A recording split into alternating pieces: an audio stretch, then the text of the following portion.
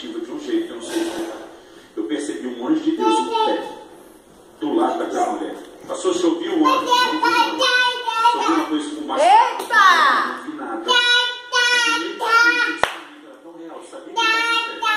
Devia ter uns 2 metros. Glória a Deus! E é?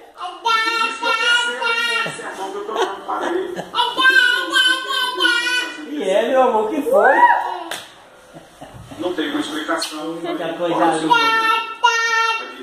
O braço quebrado. Qual?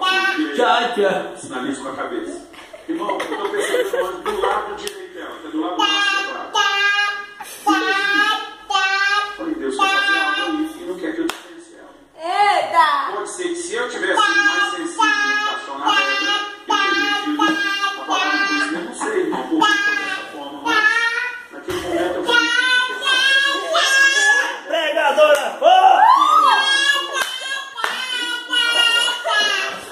está atravessado, não posso. Tá pegando a palavra e a radaça aí, ó. Tá jogando duro. Mas a situação assim era complicada. O que a senhora faz? Ela disse, eu não consigo mexer esses 2 dedos, eu não consigo mexer. Deixa ele limpar esse nariz, que não vou sair a pouco. Eu falei para ela, chega em terra. Eu lembro na hora, eu vi o microfone no bolso, estilo Silvio Santos. Eu ajoelhei na plataforma, cheguei lá perto, eu fiz uma coisa.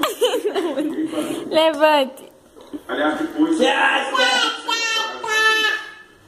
Eu com o microfone ali, fiquei com as mãos ali e falei para ela, olha para mim. Você já está pregando em Fortaleza, encontrei um casal que estava lá aquele dia. Todos os amigos conheceram, né? Mãe Teixeira de Freitas. Eu falei, pô, tudo da velhinha, do braço quebrado,